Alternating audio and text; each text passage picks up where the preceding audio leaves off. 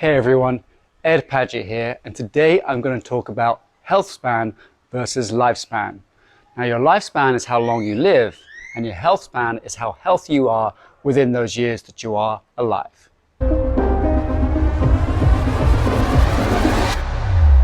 The reason I want to talk about this is because of two alarming studies that have been done recently. One of them found that only 12% of Americans are metabolically healthy. What does that mean?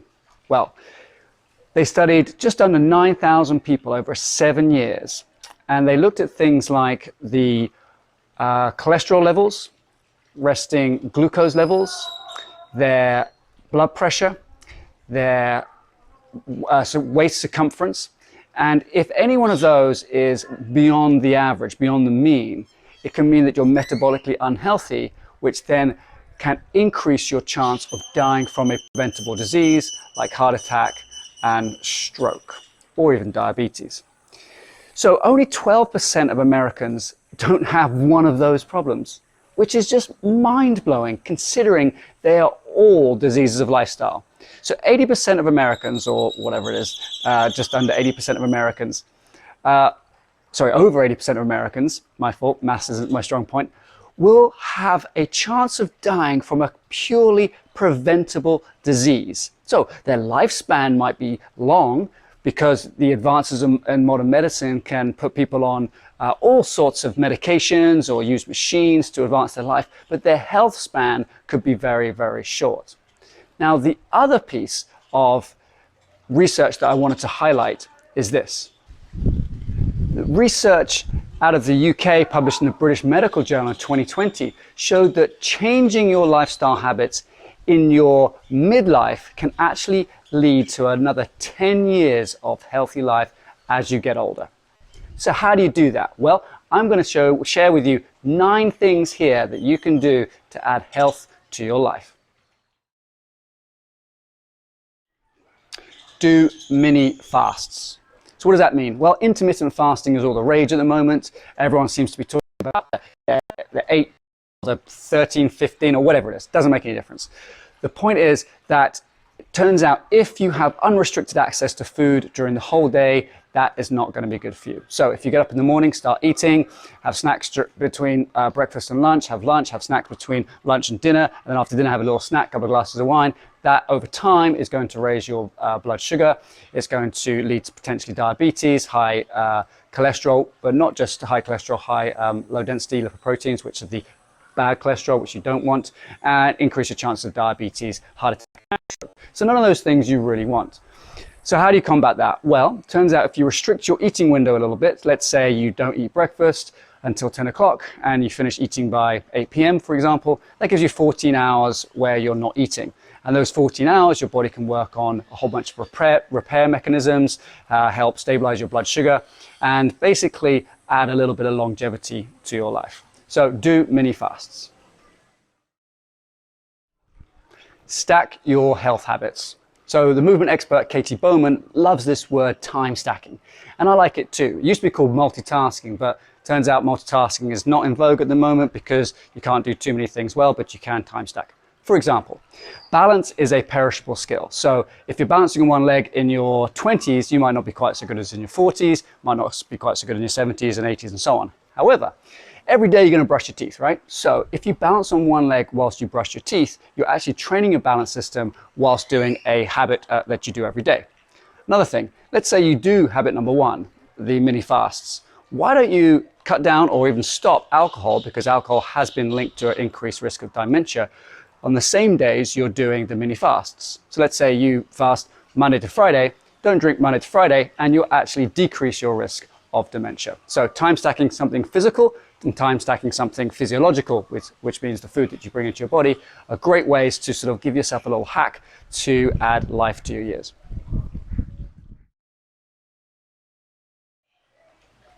When it comes to eating, don't take away, you should add. Don't restrict, add. So, for example, every year I used to do a thing called a 21-day sugar detox. And in the build-up to the 21-day sugar detox, I used to eat more sugar. Just thinking about it made me eat more sugar. Just thinking about giving up something makes me want that thing even more. However, if you think differently and you think of all the foods out there in the world and think, okay, now's my chance to actually enjoy some of these foods, to try some things, to experiment by bringing in more complex carbs, more vegetables, more different types of meat and organ meats into your diet actually expands and becomes healthier rather than restricts and becomes less healthy. So there's a researcher called Dan Buettner who has written a book called The Blue Zones, and he's actually got a cookbook out on the Blue Zones. Now, the Blue Zones, in a quick summary, are areas of the world where people routinely live longer than other areas of the world. They can live up into their hundreds and above. He compiled a whole bunch of recipes from the Blue Zones, what they're eating and what they're not eating, into the Blue Zone cookbook. And so, for example, I use that to broaden my palate and broaden my menus to bring in different foods into my life when I want a change that's healthy without restricting anything.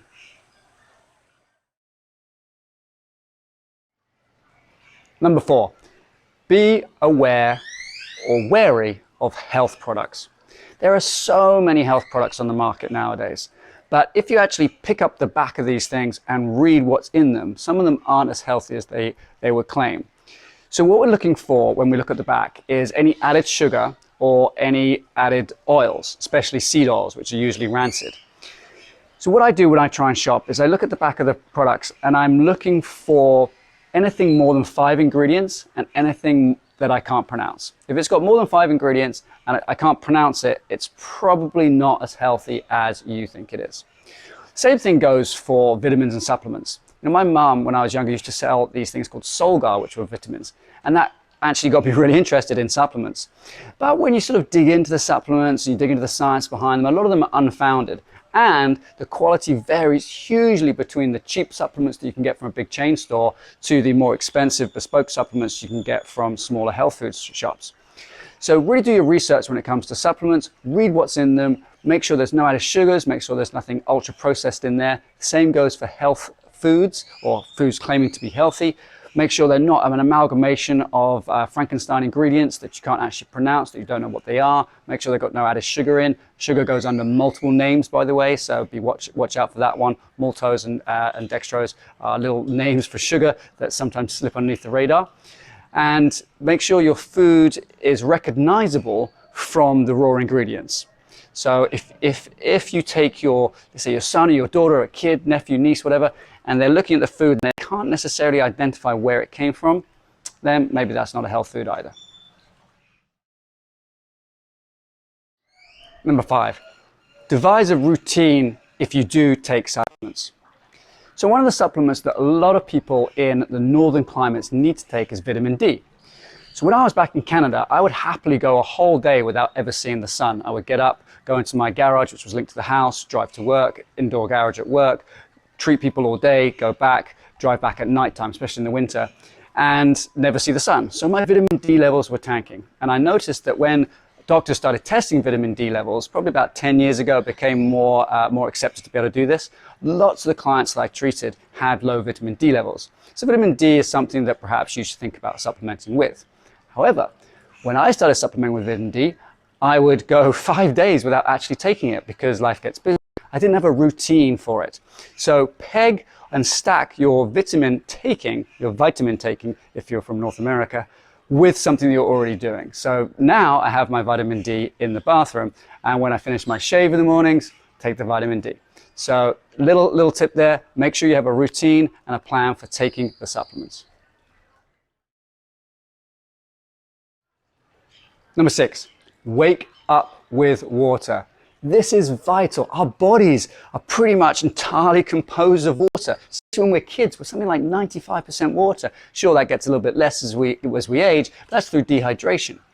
So have a glass of water next to your bed. Sit up in the morning, chug that water, get the water into your system, get that morning flush to help flush out the toxins, and you will thank me for it. Water is the source, the elixir. It's so vital. Water is the key to life. Number 7, if you're going to drink coffee, ditch the lattes. Now, my friends who drink coffee do occasionally tell me about studies that show that if you drink 2 or 3 cups of coffee a day, you can actually have a decreased incidence of heart disease in later life. And that may be true. However, That's if you drink coffee. If you drink coffee with whipped cream in it, or milk, or sugar, or all this kind of stuff, your calorie consumption goes up, your carbohydrate consumption goes up, and that can cause problems.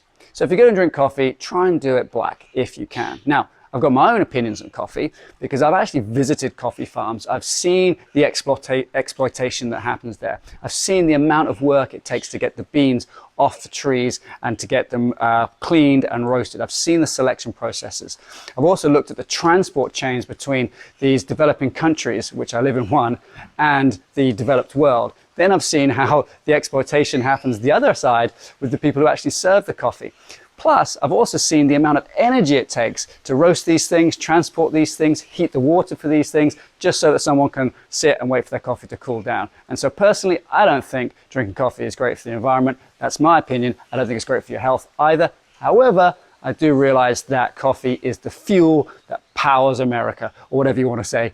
But a lot of people drink coffee just to get through their workday, which actually asks the wider question of, why do you need coffee to get through your workday? What's wrong with the workday? What's wrong with your sleep? So we can go there if we need to, and we probably do, to put health span into our lifespan. But right now, if you're not going to give up coffee, just try and drink black coffee and decrease the amount of calories you take in each day with that drink. Number 8, speed up your steps. You may have heard about the 10,000 steps that we're meant to have every day. But where did that number come from? Turns out it actually came from a promotional or marketing promotional material for a pedometer in Japan in the 60s. So there's no scientific backing for that number at all. In fact, the science actually points towards 6,000 steps being optimal for health. So that's helping your cardiovascular system by reducing your risk of heart attack, stroke, diabetes, and dementia. But interestingly, the faster we walk has an impact on that as well. So your subjective age, the age you feel, not the age you actually are, but the age you feel is linked to how fast you can walk. So walking faster makes you feel younger, and that's another key component of adding health span to the lifespan. Number 9, ban screens from your bedroom. Your bedroom should be for 2 things, sleep and, yep, you've guessed it. Only 2 things should happen in your bedroom, because the light from the screens is actually called blue light. Now, blue light is part of the light spectrum that the sun has in the mornings. So it signals to our body to get up and go. We release a hormone called cortisol. In his book, Why We Sleep, Matthew Walker goes into great detail about why this blue light will affect us at night, and what this can actually end up happening to us the next day as well. So your sleep is going to predetermine how your day goes, how your energy levels are, how your mental energy is. So get rid of the screens, get them out of your bedroom. If you do have to look at screens at night, I recommend wearing blue light blocking glasses, because those take out that blue light and help decrease your levels of cortisol. Now, I don't expect you to implement every single one of these health tips right away. You could just try 1, 2, or 3, give it a month, see how you are. See how your physical fatigue is, see if it's gone away. See if your mental fatigue's got less. See if you can move more, exercise more. See if you're more fun to be around. These things can really change your life, because my motto is your lifestyle is your medicine. Now, if 88% of Americans are going to suffer from a metabolic disease that's purely preventable through things like nutrition, things like exercise and lifestyle habits, then why would you sign up to be one of those 88% of people? It doesn't make any sense to me. Your choices now, that you make now, your lifestyle is going to lead to a larger health span within your lifespan. Look, if you like what I'm talking about, if you're on board with this, if you're on board with lifestyle medicine, make sure you like this video, put a comment down below, ask me to talk about a topic that you're interested in. Make sure you subscribe as well, because the more subscribers I have, the more likes I have, the more videos I can make. But also share this with someone who you think could hear this message, you think could benefit from this, about adding health span to their lifespan.